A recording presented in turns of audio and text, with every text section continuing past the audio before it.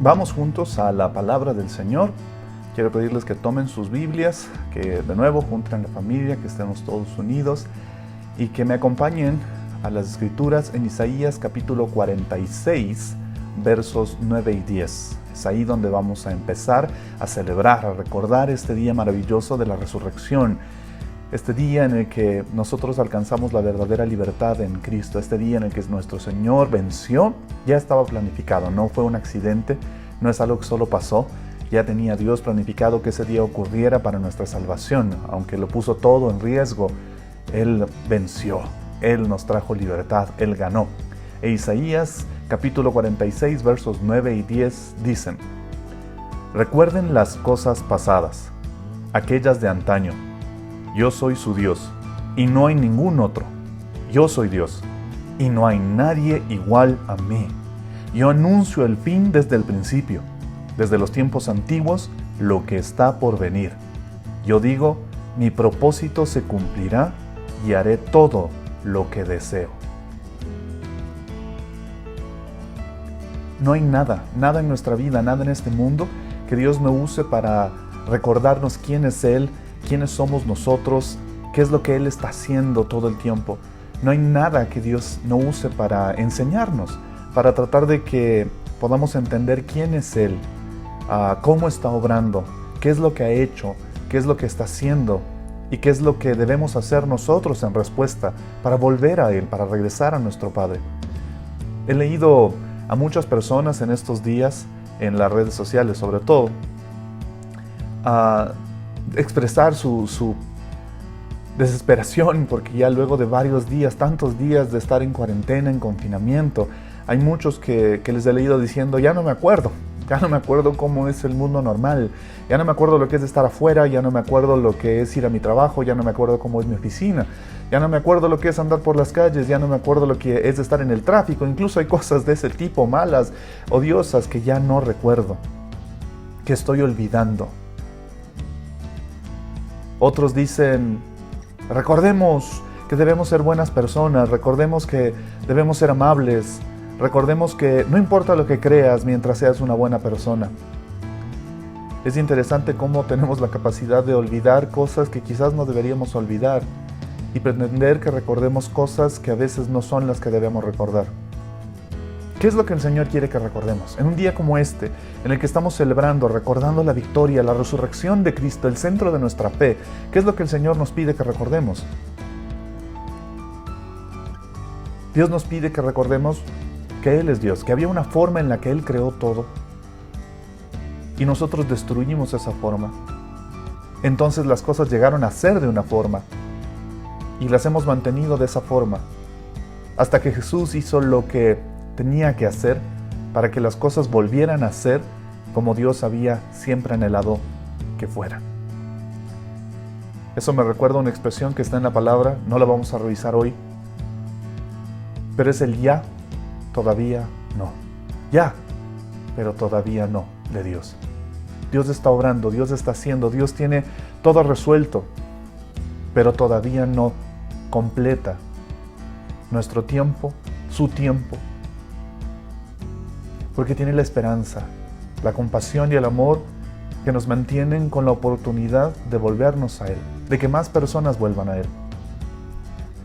Dios ha usado muchísimas herramientas a lo largo de la historia y de muchas maneras posibles ha tratado de enseñarnos qué fue lo que hicimos, qué fue lo que Él hizo, qué es lo que realmente necesitamos y qué es lo que finalmente Él llevaría a cabo para resolver nuestro problema con la justicia de Dios. Hay gente que olvida esa parte, la gente habla del amor de Dios, de la bondad de Dios, pero olvidan que Dios es justo y que su justicia no puede ser engañada.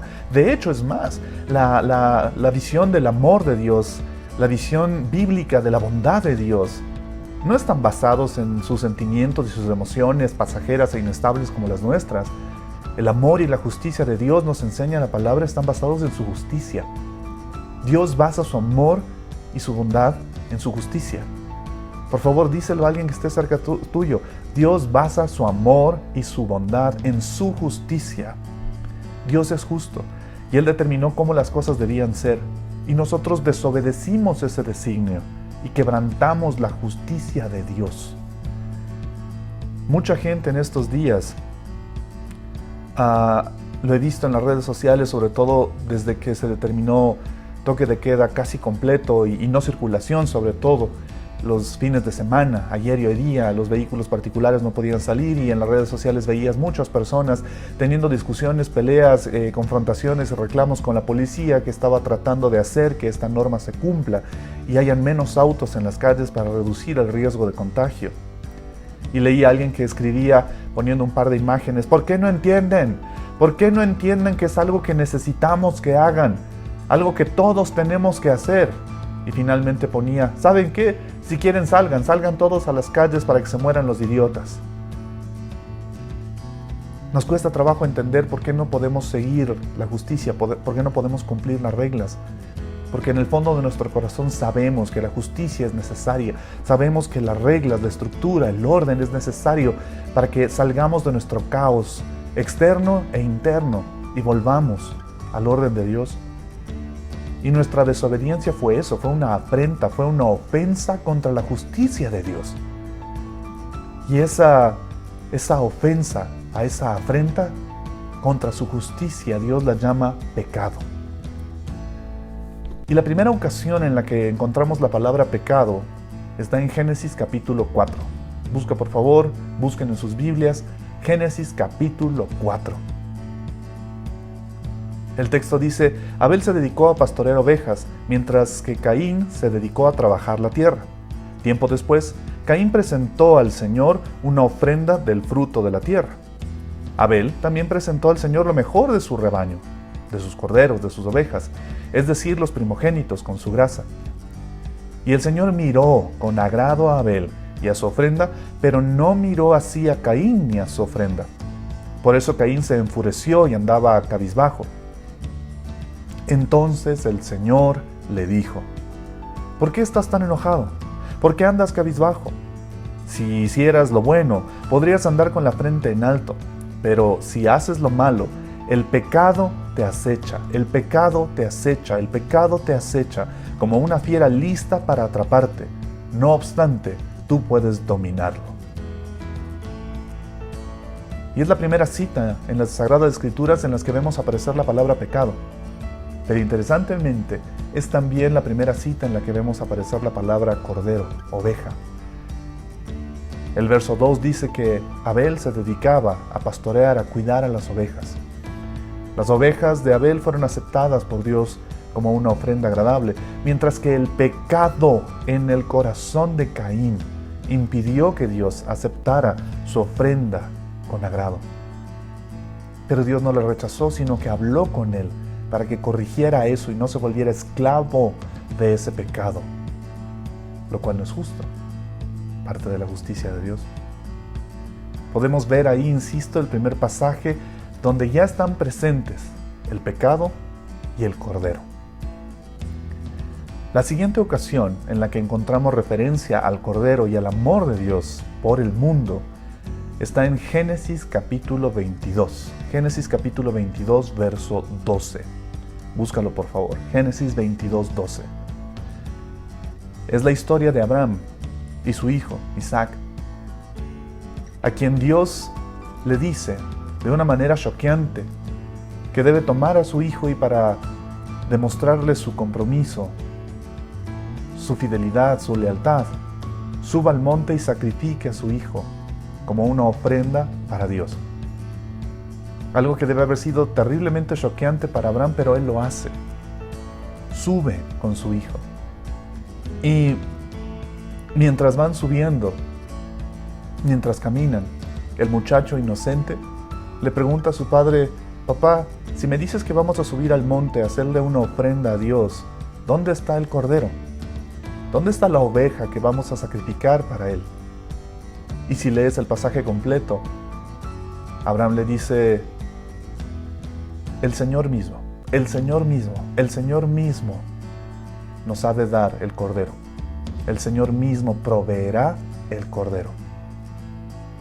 Y Génesis capítulo 22, verso 12 dice que cuando Abraham estaba listo con su hijo sobre el altar para sacrificarlo en obediencia y en fidelidad a Dios, un ángel aparece y le dice: no extiendas tu mano contra el muchacho, ni le hagas nada, porque ahora sé que temes a Dios, ya que no has rehusado tu hijo, tu único hijo.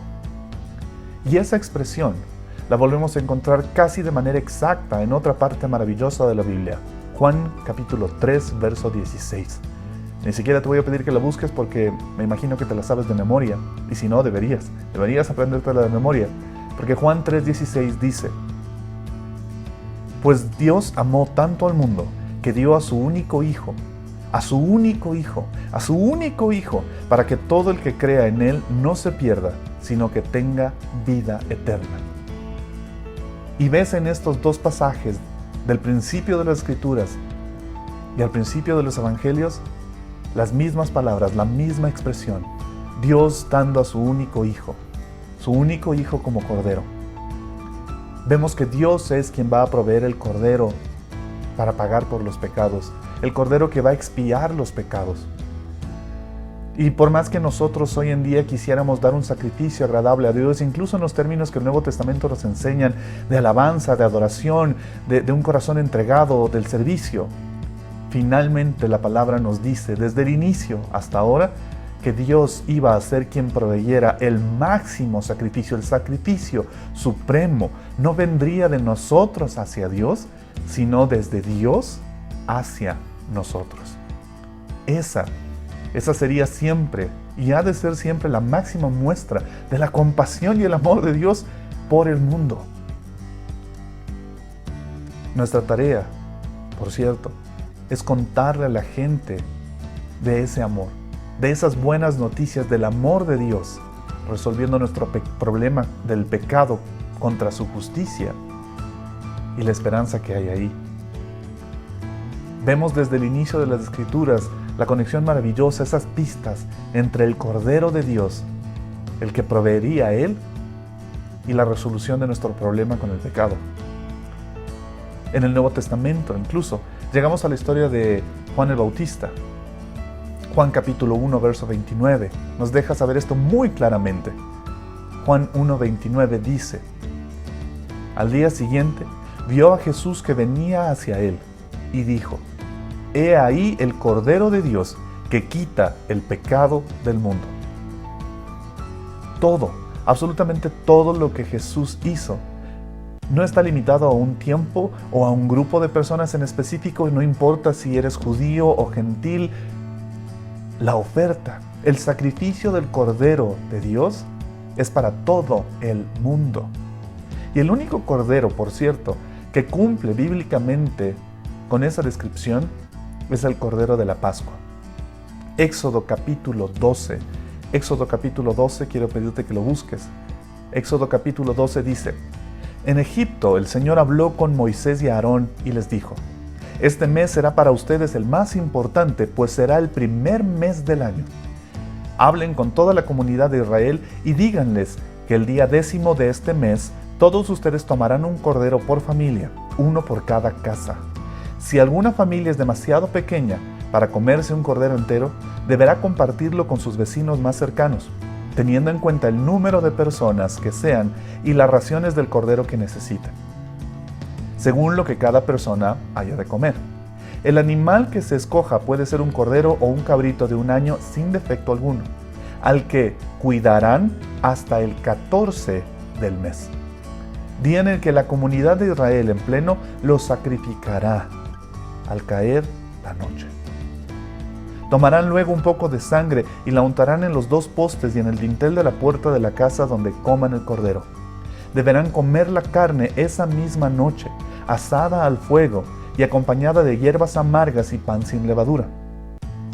No deberán comerla cruda ni hervida, sino asada al fuego, junto con la cabeza, las patas y los intestinos, y no deben dejar nada.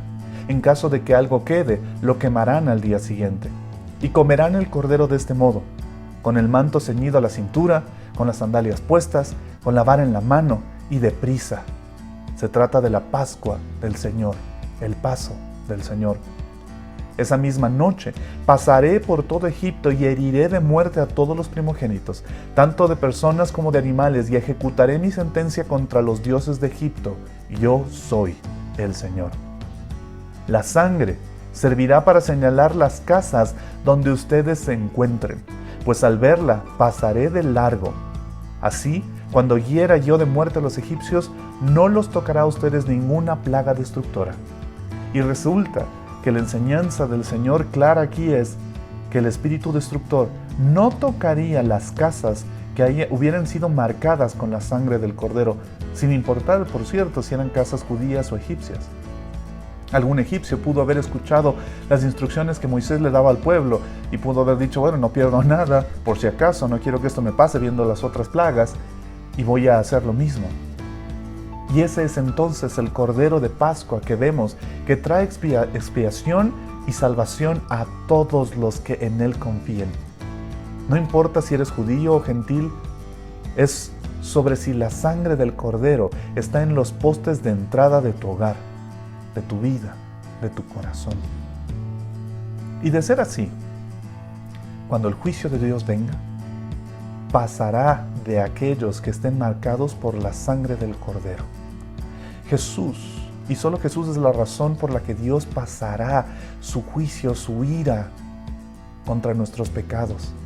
Los pasará por alto.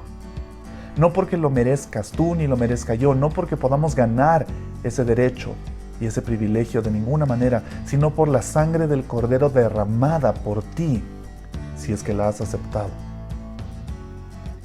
La palabra insiste que debemos recordar las cosas que Dios ha hecho. Mientras el pueblo de Israel vivía como esclavo en la tierra de Egipto, por cierto, ellos no tenían un calendario propio. Ellos vivían en una tierra ajena que tenía su propio calendario. El calendario marcaba las fechas de las celebraciones egipcias, para recordar las costumbres egipcias, de la cultura egipcia, de la historia egipcia. Pero cuando Dios libera a su pueblo, al pueblo de Israel de Egipto, cuando los libera de la opresión de ellos, una de las cosas que les dice y que acabamos de leer en ese pasaje de Éxodo, es que ahora, ese mes en el que ellos eran liberados desde el evento que marcaba su liberación, que era el sacrificio de ese cordero la noche de Pascua, ellos contarían desde ese mes, el primer mes del año. Era el inicio. Este hecho es el inicio del calendario judío. Desde el sacrificio de ese cordero, ustedes celebran un nuevo inicio, les dice Dios. Y deben recordar que yo los liberé de la esclavitud y pasé por alto la ira de mi justicia contra ustedes por la sangre del cordero. Y ese será su nuevo inicio. Nunca lo olvides. Cuando pones tu fe en el Cordero, en la sangre derramada por Él para el perdón de tus pecados, es un nuevo inicio. Un nuevo inicio que debemos recordar. Tal como hoy, desde la mañana, muchos de ustedes se levantaron recordando que hoy, en nuestra mente y nuestro corazón, debemos celebrar la victoria de nuestro Señor Jesucristo en la cruz y en su resurrección. En que Él tuvo el poder y la autoridad para levantarse de entre los muertos. Y muchos de ustedes nos lo han recordado a través de mensajes en el chat o en las redes sociales, poniendo de una u otra manera creativa que Cristo no está muerto, sino que resucitó con poder. El Cordero de Dios fue sacrificado por nosotros. Fue sacrificado. Esa palabra sacrificio viene del hebreo corbán. E interesantemente, es la misma expresión que se usa para la palabra cercanía, intimidad, karor. Y hay algo más interesante sobre este cordero. Si ustedes leyeron bien el pasaje de Éxodo 12, este cordero debía ser cuidado. Este cordero inocente, un corderito de apenas 1 año, muy pequeñito, un cordero bebé, debía ser cuidado desde el día 10 hasta el día 14. Durante 4 días, ese cordero debía convivir bajo el mismo techo con esa familia y ellos debían cuidarlo, alimentarlo, abrigarlo, abrazarlo, escucharle hacer bé.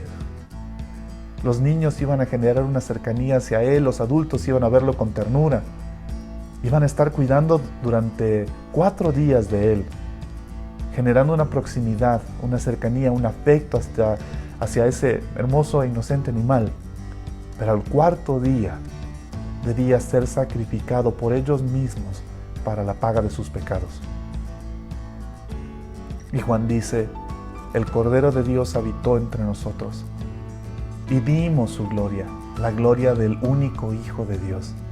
Y cuando Jesús habitó entre nosotros durante 3 años, la gente se acercó a Él, generó una proximidad, una cercanía. Sus discípulos llegaron a amarlo profundamente hasta que Él tuvo que entregar su vida en sacrificio como el Cordero de Pascua por todos nosotros.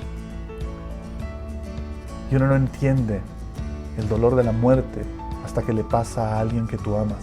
Estos días lo he visto en las redes sociales, una y otra vez mensajes diciendo, claro, no te va a doler la muerte de alguien hasta que sea de tu familia, y cuando te pase vas a no querer salir a las calles y tratar de ayudar a que esta enfermedad no se esparza más, porque entonces vas a sentir el verdadero dolor de perder a alguien cercano a ti. Y déjame decirte, nunca podrás apreciar completamente el sacrificio de Cristo hasta que hayas desarrollado intimidad con Él. Y la palabra del Señor dice que la cercanía, que la intimidad con Dios es vital para nosotros. Salmo 145, verso 18 dice, el Señor está cerca, Karor. La palabra cercanía, la misma raíz para corbán, sacrificio. El Señor está cerca de quienes lo invocan en verdad. Y Dios quiere que nosotros nos relacionemos con Él, clamemos a su nombre, lo invoquemos a nuestra vida de verdad, de corazón, no solo por las circunstancias, no solo por lo difícil de lo que está ocurriendo. Isaías capítulo 29, verso 13 dice, el Señor dice, este pueblo me alaba con la boca y me honra con los labios, pero su corazón está lejos de mí. Su adoración no es más que un mandato enseñado por hombres. La cosa que Dios quiere, la única cosa que Dios quiere de nosotros en respuesta a su sacrificio, es una adoración genuina que implique una relación, una intimidad profunda entre Él y nosotros de corazón. Que confiemos en Él con todo nuestro corazón. Y déjenme decirles, lo he visto, y sí, con cierto agrado, y creo que es bueno, pero también es confuso, porque hay mucha gente en estos días llamando a la oración, a la fe, a que pidamos a Dios que tenga compasión de nosotros. ¿Pero a qué Dios? ¿A cualquier Dios? ¿A una energía, a un ser, a una fuerza? ¿O al único y verdadero Dios? Al Dios de la Biblia. Al Dios que se ha ido revelando a nosotros desde el inicio, a través de su palabra. Y ha ido completando su revelación hasta llegar a la máxima expresión de esa revelación, que es Cristo Jesús nuestro Señor. Su Hijo Jesucristo, el Cordero de Dios, es el único que puede quitar el pecado del mundo. No hay ningún otro mediador entre Dios y nosotros, excepto Cristo Jesús. Porque nadie puede quitar nuestros pecados y llevar la carga, el peso de ellos sobre sí, excepto Cristo. Y nuestra fe, la verdadera fe y esperanza que este mundo necesita ahora más que nunca, no está basada en una creencia, en un dogma o en una filosofía. Está basada en una persona. No es que alguien, un líder religioso importante, un gran maestro, alguien que tenía mucha sabiduría, tuvo una visión idílica y utópica de la vida y del mundo y de cómo deberíamos amarnos, y luego de morir sus seguidores dijeron, Él seguirá vivo mientras sus ideas, sus pensamientos, sus ideales vivan en nosotros. Esa no es la fe del cristiano.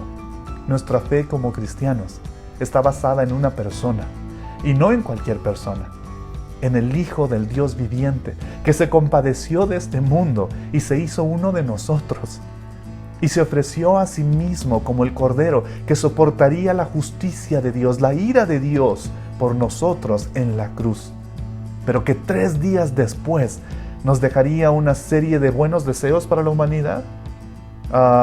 No, sino que 3 días después resucitaría con poder, venciendo a la muerte y al pecado y tomando de nuevo para sí toda autoridad, para que por medio y solo por medio de Él y de nadie más pudiéramos volver a tener paz con Dios. Incluso Jesús mismo lo dijo. Luego de resucitar, sus discípulos confundidos y sin lograr entender por el dolor quizás de perder a alguien a quien amaban, pensando que la muerte, al igual que todos los demás que ellos conocían, le había consumido. Cuando les hablan de la resurrección les cuesta trabajo creerlo. Y Jesús va mostrándose a ellos hasta que están todos reunidos y entonces Jesús aparece en medio de ellos. Lucas, capítulo 24, verso 36.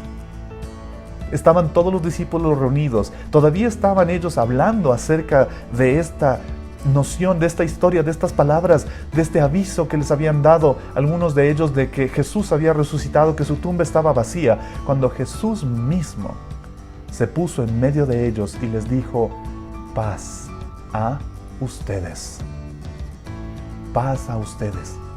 La paz que este mundo necesita, la paz que en este momento tanta falta nos hace, no va a venir por nuestras fuerzas, por nuestros esfuerzos, estrategias, sistemas o acciones humanos. Ni siquiera va a venir por actitudes altruistas y aparentemente bondadosas. Nuestra verdadera paz solo viene cuando nuestro corazón ya no tiene más temor por la justicia que Dios debe cumplir contra nosotros. Algo que nosotros no podemos arreglar, sino que Cristo y solo Cristo pudo arreglar, y entonces ponemos nuestra fe y nuestra esperanza en Él, y nuestra justicia ya no es suficiente, pero la de Cristo sí, para presentarnos delante del Padre justos y que su justicia ya no venga contra nosotros. Eso fue lo que Jesús vino a hacer. Lucas, capítulo 19, verso 10 dice: porque el Hijo del Hombre vino a buscar y a salvar lo que se había perdido. Pero ese Hijo de Dios, que dio su vida en la cruz por ti y por mí, y resucitó con poder y autoridad 3 días después, y ascendió a los cielos, volverá. Y cuando vuelva, volverá para juzgar al mundo en relación al sacrificio que Él hizo, con relación a su regalo, al amor que nos mostró y nuestra respuesta a ese amor. Quiero cerrar este mensaje pidiéndote que me acompañes a leer Efesios capítulo 1. Efesios capítulo 1. La palabra del Señor dice: toda la alabanza sea para Dios, el Padre de nuestro Señor Jesucristo, quien nos ha bendecido con toda clase de bendiciones espirituales en los lugares celestiales, porque estamos unidos a Cristo. Incluso antes de haber hecho el mundo, Dios nos amó y nos eligió en Cristo para que seamos santos e intachables a sus ojos, no por nuestras fuerzas, sino por lo que Él hizo. Dios decidió de antemano adoptarnos como miembros de su familia y acercarnos a sí mismo por medio de Jesucristo y de nadie más. Eso es precisamente lo que quería hacer y le dio gran gusto hacerlo. ¿Recuerdan Isaías capítulo 46, versos 9 y 10? De manera que alabamos a Dios por la abundante gracia que derramó sobre nosotros, los que pertenecemos ahora a su Hijo amado. Dios es tan rico en gracia y en bondad que compró nuestra libertad con la sangre de su Hijo, el Cordero de Dios, y perdonó nuestros pecados. Él desbordó su bondad sobre nosotros junto con toda la sabiduría y el entendimiento. Ahora, Dios nos ha dado a conocer su misterioso plan acerca de Cristo. Un plan ideado para cumplir el buen propósito de Dios. Y el plan es el siguiente: a su debido tiempo, porque Él es el dueño del tiempo, a su debido tiempo Dios reunirá todas las cosas y las pondrá bajo la autoridad de Cristo. Ya, pero todavía no. Todas las cosas que están en el cielo y también las que están en la tierra. Es más, dado que estamos unidos a Cristo, hemos recibido una herencia de parte de Dios, porque Él nos eligió de antemano y hace todas las cosas para que resulten de acuerdo con su plan. El propósito de Dios fue que nosotros, los judíos, que fuimos los primeros en confiar en Cristo, dice Pablo, diéramos gloria y alabanza a Dios. Y ahora ustedes, los gentiles, también han oído la verdad, la buena noticia de que Dios y solo Dios los salva. El Dios de la Biblia, el único Dios verdadero, es el que los salva. Además, cuando creyeron en Cristo, Dios los identificó como suyos al darles el Espíritu Santo, el cual había prometido tiempo atrás. El Espíritu es la garantía que tenemos de parte de Dios, de que nos dará la herencia que nos prometió y de que nos ha comprado para que seamos su pueblo. Él nos compró con la sangre de su Hijo. Dios hizo todo esto para que nosotros le diéramos gloria y alabanza. Dice Pablo, desde que me enteré de su profunda fe en el Señor Jesús y del amor que tienen por el pueblo de Dios en todas partes, no he dejado de dar gracias a Dios por ustedes. Y estas palabras yo también se las dedico, querida iglesia. Les recuerdo constantemente en mis oraciones y le pido a Dios, el glorioso Padre de nuestro Señor Jesucristo, que les dé sabiduría espiritual y percepción para que crezcan en el conocimiento de Dios aún en medio de estos tiempos difíciles, pero que no niegan la victoria de nuestro Señor. Pido que les inunde de luz el corazón, para que puedan entender la esperanza segura que Él nos ha dado a aquellos a quienes nos llamó, es decir, a nosotros, su pueblo santo, a ustedes, su pueblo santo, quienes son su rica y gloriosa herencia. También pido en oración que entiendan la increíble grandeza del poder de Dios para nosotros, los que creemos en Él. Él mismo usó su gran poder, el mismo poder que levantó a Cristo de los muertos y lo sentó en el lugar de honor a la derecha de Dios en los lugares celestiales. Dios levantó a Cristo de los muertos. Ahora, verso 21, Cristo está muy por encima de todo. Sean gobernantes o autoridades, poderes o dominios o cualquier otra cosa, sistemas, estructuras, enfermedades, plagas, temores, crisis, no solo en este mundo, sino también en el mundo que vendrá. Dios ha puesto bajo Cristo toda autoridad, a quien hizo cabeza de todas las cosas para beneficio de la iglesia. Y la iglesia es el cuerpo de Cristo. Él la completa y la llena. Y también es quien da plenitud a todas las cosas en todas partes con su presencia. Él da plenitud a todas las cosas en todas partes con su presencia. Lo que el Señor empezó a enseñarnos desde el inicio de su palabra acerca de nuestro problema con el pecado y el Cordero de Dios limpiándonos de ese pecado se cumplió en Cristo, en su muerte y su resurrección. Y ese Cristo poderoso volverá por su iglesia, volverá para juzgar este mundo. Y nuestra confianza está en que Él venció a la muerte y al pecado, y que si confiamos en Él, nuestra esperanza es plena, porque su presencia está con nosotros en todas partes.